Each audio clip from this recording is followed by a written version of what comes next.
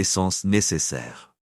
Plus nous nions l'existence de ces parties, plus elles deviennent autonomes, capables d'interférer dans notre vie de manière imprévisible et incontrôlable. C'est comme essayer de maintenir un ressort comprimé. Plus vous le poussez vers le bas, plus la réaction sera violente lorsqu'il finira par échapper.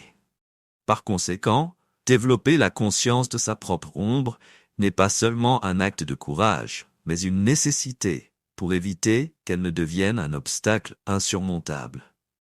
La véritable transformation commence lorsque nous cessons de fuir ce qui nous effraie et que nous commençons à comprendre et à intégrer ces parties dans notre vie consciente. Ainsi, au lieu de vivre à la merci de nos aspects réprimés, nous devenons les architectes de notre propre psyché, transformant les faiblesses en force et les ombres en lumière.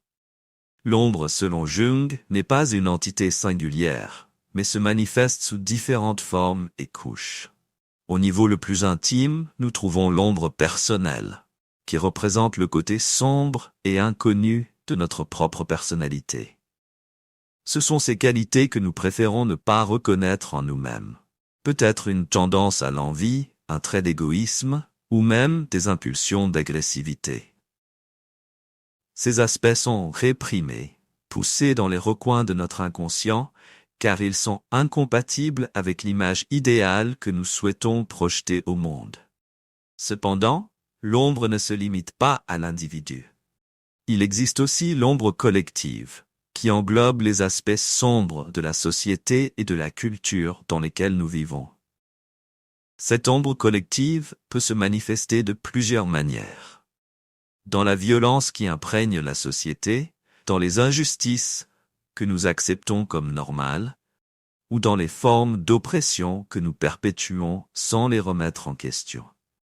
Elle est alimentée par des attitudes et des comportements réprimés ou ignorés par la société dans son ensemble, mais qui, lorsqu'ils finissent par émerger, peuvent entraîner des conséquences dévastatrices. Alors que l'ombre personnelle traite des luttes internes de l'individu, l'ombre collective reflète les maux qui affectent la société à grande échelle. Et tout comme dans le cas de l'ombre personnelle, ignorer l'ombre collective ne fait que la renforcer, permettant ainsi qu'elle se manifeste de manière destructive et dangereuse, comme nous l'avons vu tout au long de l'histoire lors de périodes de guerre, de génocide et d'oppression. L'intégration de l'ombre est l'un des défis les plus significatifs du développement personnel et social. Sur le plan individuel, cela signifie reconnaître les qualités et les faiblesses que nous avons reléguées à l'inconscient. Ce processus d'intégration est ardu, souvent comparé par Jung aux travaux d'Hercule, une tâche continue d'auto-éducation et de connaissance de soi. Ce n'est pas un voyage facile. Il implique de confronter des aspects de nous-mêmes qui peuvent être douloureux ou même effrayants. Cependant, cette intégration est cruciale pour atteindre un état d'équilibre intérieur où nos actions sont guidées non par la peur ou le déni, mais par une connaissance profonde et honnête de qui nous sommes vraiment. Sur le plan collectif, l'intégration de l'ombre signifie que la société dans son ensemble doit reconnaître et affronter ses propres démons. La violence, l'oppression et l'inégalité ne peuvent pas être simplement ignorées ou justifiées. Nous devons, en tant que collectif, travailler pour amener ces ombres à la lumière, en abordant les causes sous-jacentes et en promouvant une culture de responsabilité et de changement. En intégrant l'ombre, à la fois personnelle et collective, nous nous dirigeons vers un état de conscience plus élevé où nous pouvons agir de manière plus responsable et compatissante, tant dans nos vies personnelles que dans le monde en général. Ce n'est qu'à travers ce processus que nous pouvons espérer transformer nos peurs et nos insécurités en forces qui nous propulsent vers un avenir plus éclairé et équilibré. Lorsque nous évitons de confronter notre propre ombre, ces qualités que nous préférons ne pas reconnaître, quelque chose d'intéressant et souvent dangereux se produit. nous avons tendance à les projeter sur les autres. Cela signifie que les caractéristiques que nous méprisons le plus chez les personnes autour de nous sont en réalité des reflets des parties de nous-mêmes que nous ne voulons pas admettre. C'est comme si l'inconscient projetait un miroir à l'extérieur, reflétant dans le monde extérieur ce que nous sommes déterminés à cacher en nous. Par exemple, une personne qui réprime sa propre insécurité peut voir les autres comme faibles ou indécis, critiquant chez eux les faiblesses qu'elle n'accepte pas en elle-même. Ce mécanisme de projection ne déforme pas seulement notre perception de la réalité, mais nous empêche également de faire face à nos propres ombres, nous laissant piéger dans un cycle d'auto-tromperie. Le danger de la projection est qu'elle crée une barrière entre nous et la véritable autocompréhension. Au lieu de reconnaître que les sentiments négatifs envers les autres peuvent être un signe de problèmes non résolus en nous, nous utilisons ces projections pour justifier nos propres comportements et attitudes. Cela perpétue un état de déni et empêche la croissance personnelle. Bien que l'ombre soit associée à des aspects négatifs ou réprimés de notre personnalité, Jung nous rappelle qu'elle n'est pas entièrement sombre. À l'intérieur de l'ombre, il peut également y avoir des instincts normaux, des réactions appropriées et même des impulsions créatives qui n'ont pas été développées en raison des pressions sociales ou personnelles. Par exemple, quelqu'un qui réprime son assertivité peut finir par percevoir cette qualité comme négative. Mais, si elle est intégrée de manière saine, elle peut devenir une force positive qui aide cette personne à défendre ses propres intérêts et à s'exprimer avec confiance. L'exploration consciente de l'ombre, donc, ne consiste pas seulement à affronter nos démons internes, mais aussi à redécouvrir des parties de nous qui ont été oubliées ou négligées.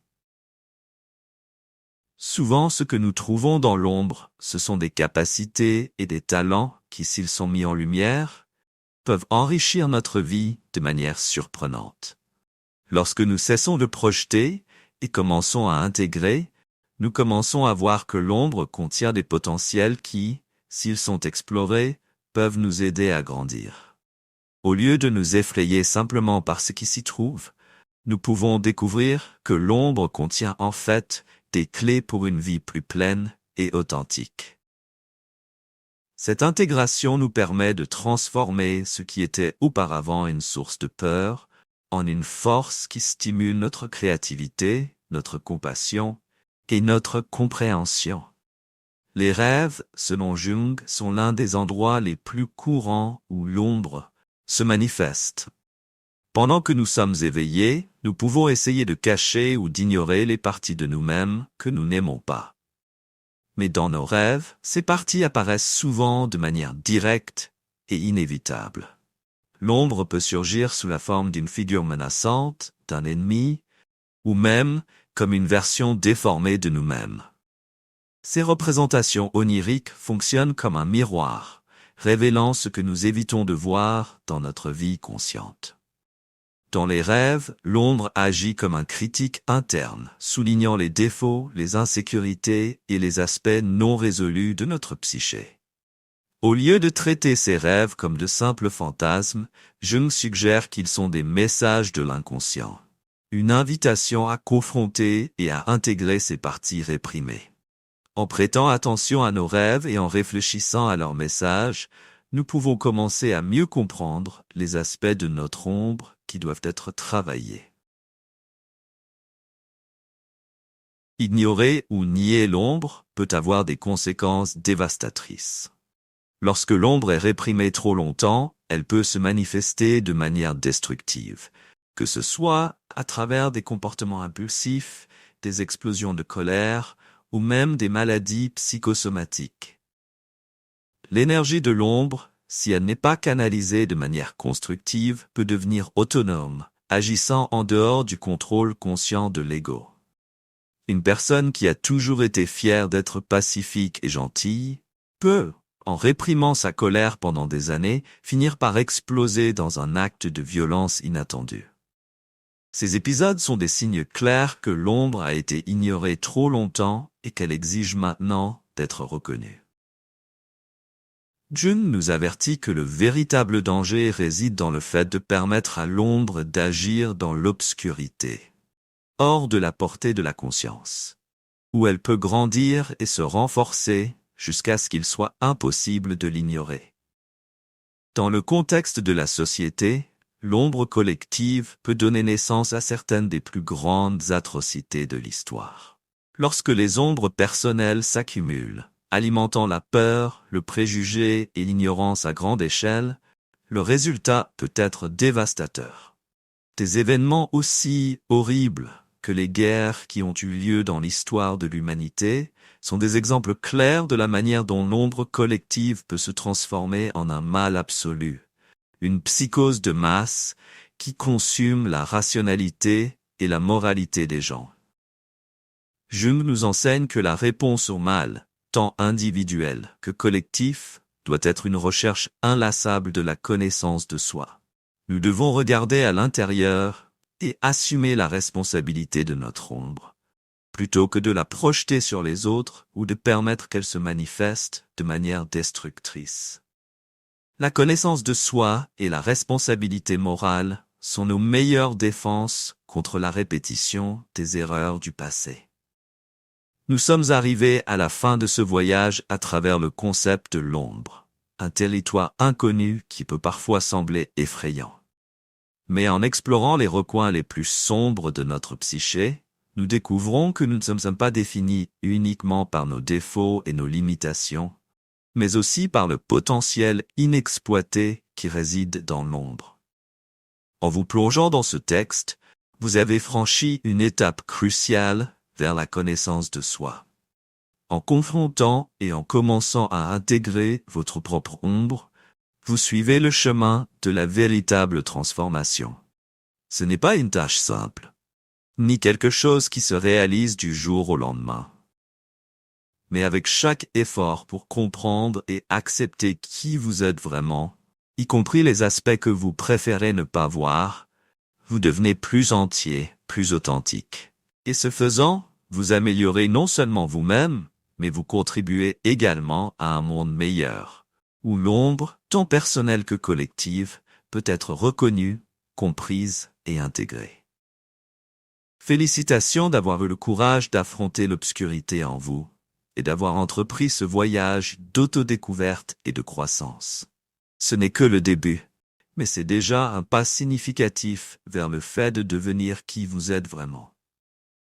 Non seulement la personne que vous souhaitez être, mais aussi celle que vous avez peur d'être. Merci d'avoir suivi notre vidéo jusqu'à la fin. Nous nous engageons à continuer à apporter des outils qui vous aident à atteindre votre plénitude. Si vous avez trouvé ce contenu utile, n'oubliez pas de laisser un like, de vous abonner à la chaîne et de partager cette vidéo. Votre participation est essentielle pour que nous puissions continuer ce voyage ensemble.